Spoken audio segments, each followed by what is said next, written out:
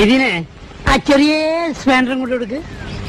ഇപ്പൊ ശരിയായിട്ട് എടാ പിന്നെ ഇങ്ങനെയൊന്നും അല്ലടാ.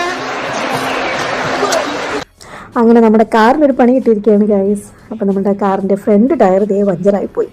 അങ്ങനെ ഞങ്ങൾ വിചാരിച്ചു അതിൻ്റെ ടയറൊക്കെ ഒന്ന് മാറ്റാമെന്ന്. അങ്ങനെ ജാക്കിയൊക്കെ എടുത്തിട്ട് ടയർ പൊക്കാനുള്ള ശ്രമത്തിലാണ്. അപ്പോൾ ഇതാണോ ജാക്കി എന്ന് ഞാൻ ചോദിച്ചുകൊണ്ടിരിക്കുകയാണ്. ഞാൻ ജാക്കി കണ്ടിട്ട് പോലുമില്ല.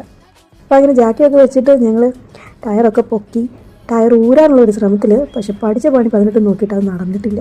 പിന്നെ വർക്ക്ഷോപ്പിൽ നിന്ന് ആളെ വിളിച്ച് ടയറൊക്കെ ഊരിയെടുത്ത് കാര്യം നടത്തുമായിരുന്നു കേട്ടോ.